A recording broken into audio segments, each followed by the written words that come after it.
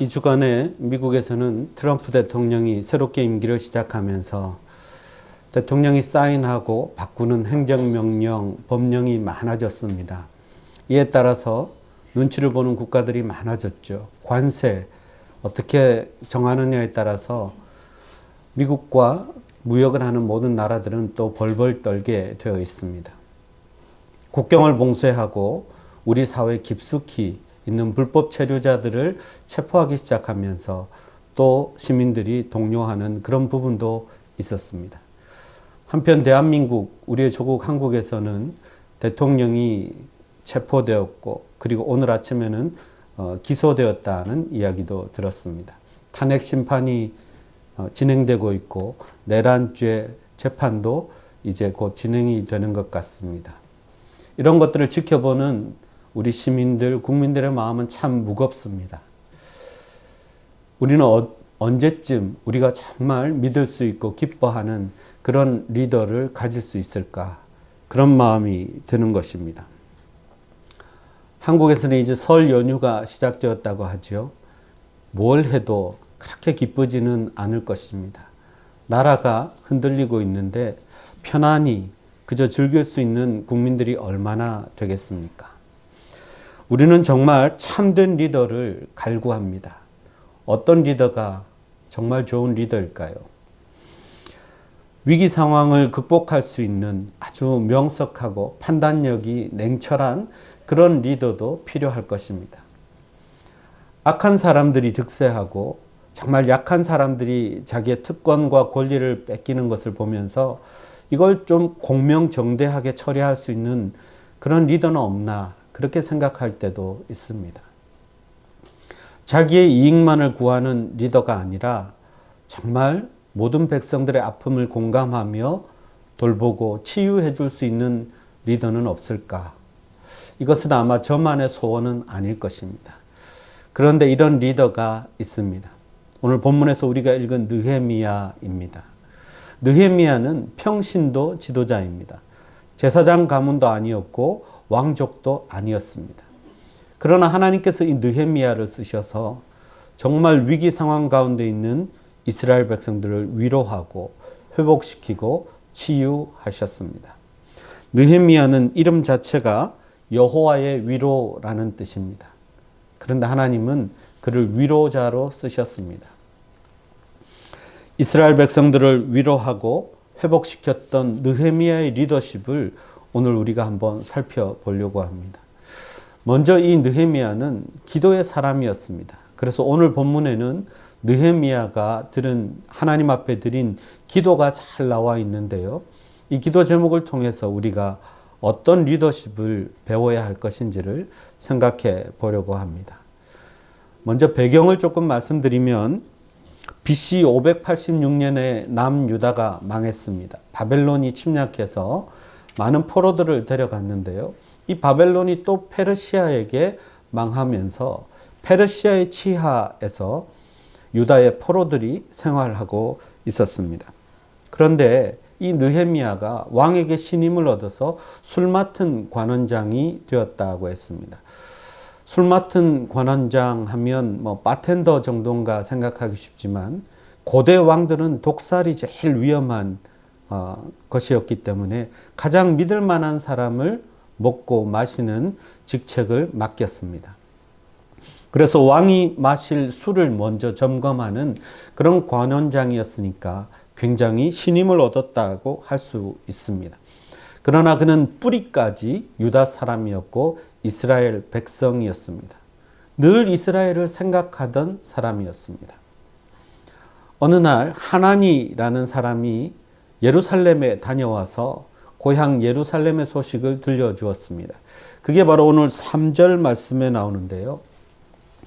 자기 백성들이 거기서 큰 환난을 만나고 이스라엘 성벽은 다 무너지고 성문까지 다 불타버렸다 이렇게 이야기했습니다. 자기 고향 예루살렘이 쑥대밭이 되었다는 것입니다. 그런데 더 중요한 것은 그 예루살렘을 보호하고 있던 울타리가 다 무너지면서 적들의 침입에 아주 취약하게 되었고 온갖 이방 민족이 그냥 수시로 드나들면서 이스라엘의 정체성이 흔들렸다는 것입니다. 이방 민족이 쳐들어오기만 한 것이 아니라 통혼, 결혼도 하게 되지요. 그러면 그들의 우상 문화까지도 이스라엘 백성들이 다 영향을 받게 되고 영과 육이 정말 유린되는 그런 상황에 있었다는 것입니다. 이스라엘은 구약의 교회를 상징합니다. 교회를 보호하고 있던 영적인 리더십이나 울타리가 무너지면 사탄 마귀가 쉽게 침투합니다. 아무렇게나 들어와서 공작을 하고 분열을 시키고 아픔을 가져다 줍니다. 그게 교회입니다. 개인도 마찬가지입니다. 영적인 전신갑주, 우리를 보호해 주는 것이 무너지면 수시로 사탄 마귀의 유혹 앞에 무너지게 되어 있습니다. 자기의 고향 예루살렘이 그리고 교회가 그렇게 무너지고 있는 것을 보았을 때 정말 마음이 아프고 그리고 어떻게 해야 할지 몰랐을 것입니다. 이 상황에서 느헤미야는 어떻게 기도했을까요? 4절을 보면 느헤미야가 앉아서 울고 수일 동안 슬퍼하며 금식했다 했습니다. 첫째로 느헤미야가 한 것은 그저 우는 것이었습니다.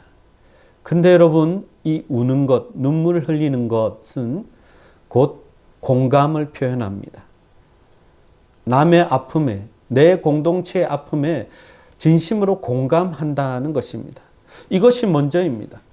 기도라고 해서 그저 하나님 저 예루살렘을 무너뜨리는 대적들을 물리쳐 주십시오. 이 기도가 먼저가 아니라 그런 일을 당한 공동체의 아픔을 먼저 공감하는 것입니다.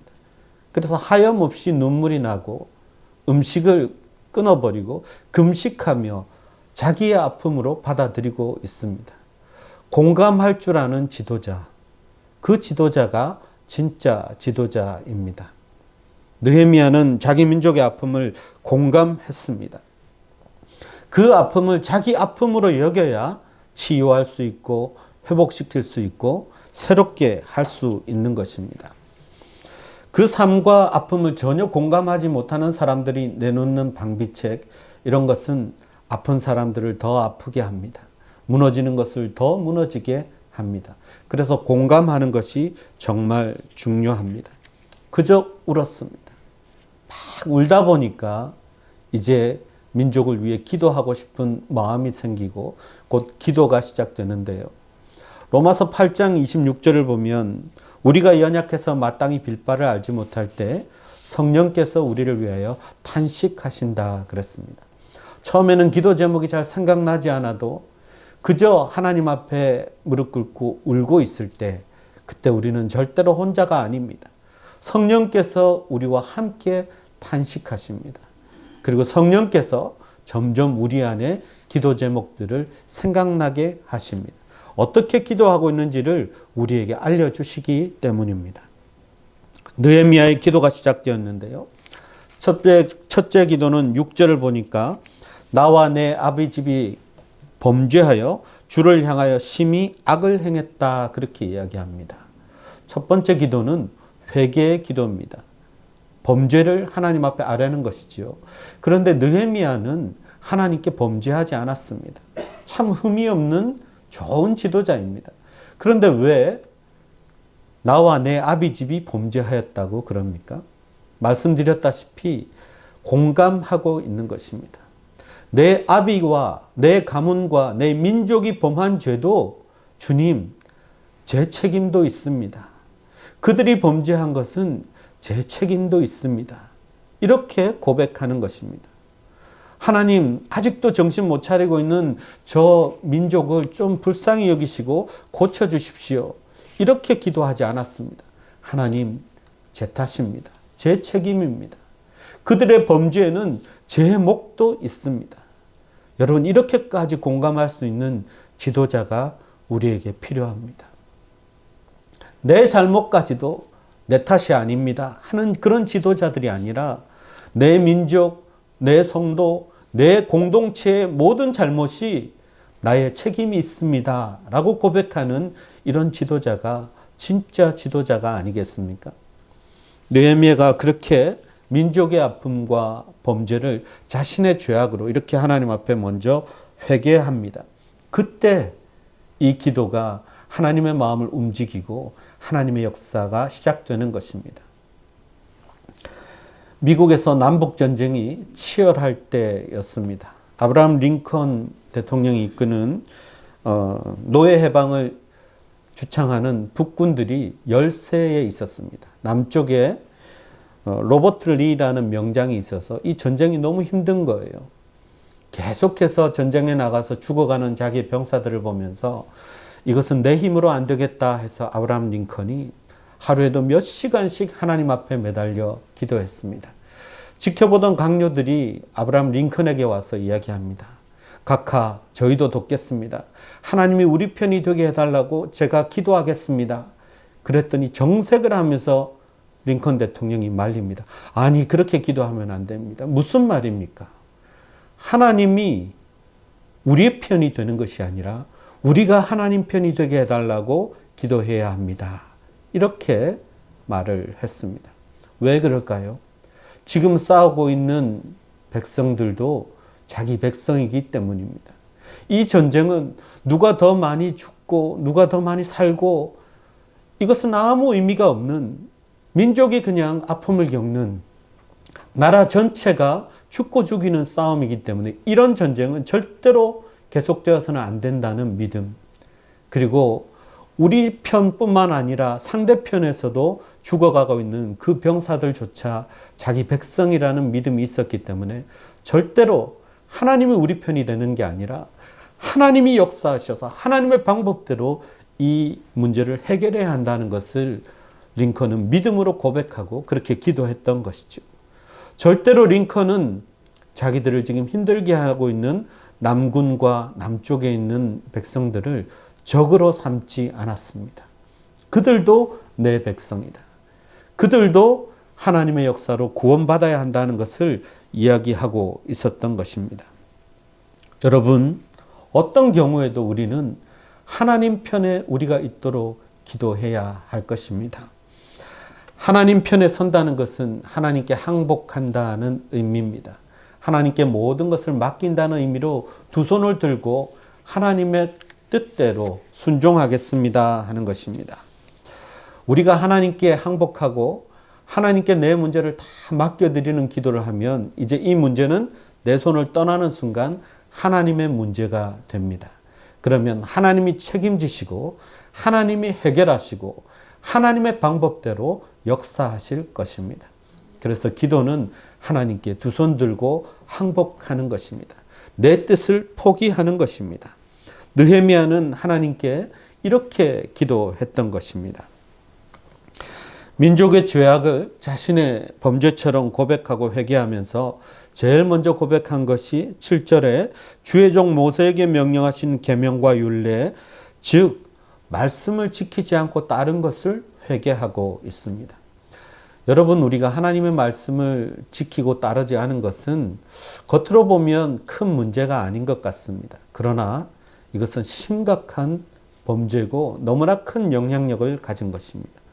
원래 우리들의 하루하루는 하나님께 드리는 예배 같은 날이어야 합니다. 아침부터 하나님께 감사하고 내게 베푸신 은혜를 감사하고 하나님을 찬양하고 높여드리고 하나님 주시는 기쁨과 은혜로 가득 차야 할 하루하루가 하나님의 말씀을 놓아버리면, 하나님이 사라져버리면 내 삶 가운데 미움이, 불평이, 원망이 찾아오고요. 우울이 찾아옵니다.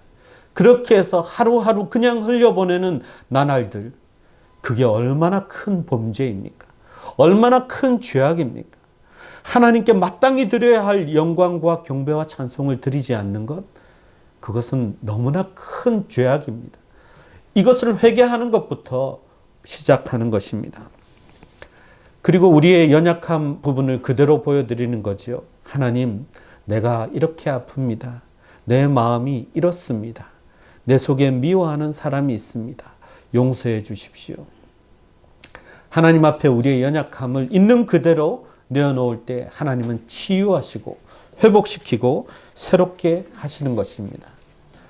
탐욕스러운 우리의 마음을 하나님 앞에 내어놓으면 하나님은 거룩한 마음으로 바꾸어 주십니다. 상황을 극복할 수 있는 힘과 믿음도 허락하시고요. 고통이 있어도 이길 수 있는 지혜와 능력도 하나님이 허락하십니다.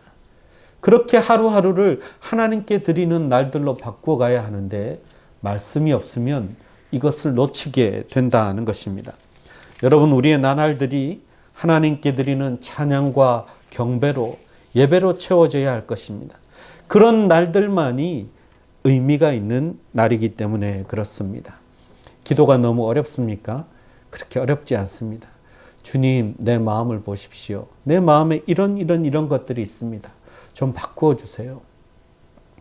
다윗이 늘 고백했던 것처럼 주님, 내 안에 정직한 영을 허락해 주십시오. 정결한 마음을 허락해 주십시오. 내 마음 속에도 불평과 원망과 미움이 있습니다. 하나님, 이거는 다 가져가시고요. 내 안에 정직한 영과 깨끗한 마음과 오직 하나님을 사랑하는 마음으로 충만하게 하셔서 나의 하루하루가 하나님 기뻐 받으시는 날들이 되게 하옵소서. 우리는 그렇게 기도해야 할 것입니다. 느헤미야가 고백하는 하나님을 다시 한번 보면 5절에서 하나님을 크고 두려우신 하나님, 그리고 긍휼을 베푸시는 하나님이라 이렇게 고백합니다. 크고 두려우신 하나님, 긍휼을 베푸시는 하나님. 크고 두려우신 하나님은 다른 말로 하면 하나님 외에 그 어떤 존재도 두려운 존재가 없다는 것입니다. 여러분, 우리가 하나님을 묵상하면 하나님이 너무 크신 분이기 때문에 내가 그렇게 고민하는 문제, 나를 그렇게 미워하는 대적, 아무 문제가 되지 않습니다. 그들은 작아 보일 수밖에 없습니다. 그런데 하나님을 묵상하지 않으면 계속 그 문제를 묵상하게 돼요. 그 대적이 한 한마디 말이 늘 맴돌게 됩니다. 그럼 그게 커집니다. 엄청 커져요. 하나님이 보이지 않습니다. 내 믿음으로 감당할 수 없다고 좌절하고 무너지게 되어 있습니다. 여러분, 크고 두려우신 하나님이 내 하나님이다, 이렇게 고백할 수 있어야 합니다. 이 믿음이 있어야 우리는 우리를 위협하는 문제와 두려움을 다 이겨낼 수 있습니다. 하나님을 묵상하고 찬양하고 경배하고 하나님을 높이는 사람에게는 두려움도 문제도 다 사라지게 되어 있습니다. 진짜 위기 상황은 하나님을 의지하지 않는 것이 위기 상황입니다. 그때 우리는 우리를 컨트롤하는 하나님의 통제의 손길에서 벗어나서 주변에 흔들리게 되어 있습니다. 상황 앞에 좌절하고 누가 한마디 하면 실족하고 실망하고 눈에 보이는 눈앞의 이익을 쫓아가게 되어 있고 관계가 깨어지고 아파하고 그렇게 되어 있습니다. 하나님을 예배하는 백성들에게는 이런 것들이 찾아오지 않습니다.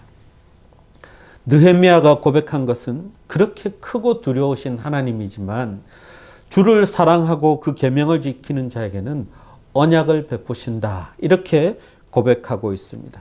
언약을 지키시고 긍휼을 베푸시는 하나님이라는 것입니다. 9절 이하에 그 약속이 있는데요. 이스라엘 백성이 하나님께 범죄함으로 위기 상황 가운데 있어도 하나님께 돌이키면 하나님이 행하시고 자기 백성을 불러 모으시고 회복시킨다, 이렇게 고백하고 있습니다. 여러분, 이 이스라엘 백성들이 어떤 백성들이었습니까? 애굽에서 꺼내서 광야의 삶을 살아가다 보니까 광야의 삶이 힘들다고 애굽에 있을 때가 좋았다, 다시 애굽으로 돌아가고 싶다, 그러는 사람들입니다. 배고프다고 해서 아무것도 없는 광야에서 메추라기를 만나를 먹였는데 질린다고 이제 좀 다른 음식 먹게 해달라고 불평 원망하던 사람들입니다. 자기들을 인도에는 모세가 잠깐 보이지 않는다고 금송아지 만들어 놓고 음란하게 위하던 백성들입니다. 그런데 하나님은 이 백성을 절대 포기하지 않으셨습니다.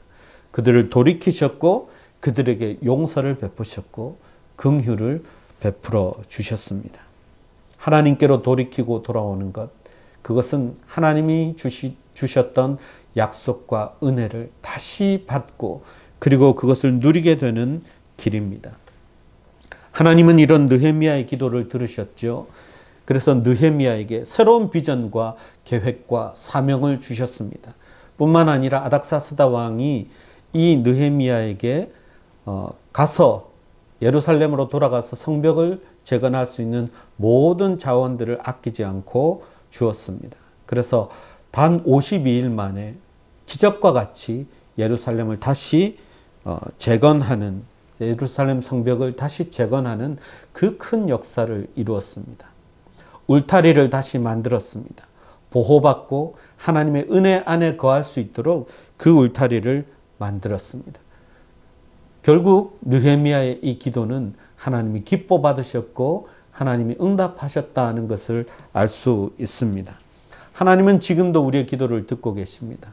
우리의 가정을 위해서, 우리의 교회를 위해서, 우리의 공동체를 위해서 기도하는 한 사람, 그 한 사람의 기도를 들으시고 하나님은 응답하시고 역사하시는 줄 믿습니다. 하나님은 절대로 우리를 버리지 않으십니다.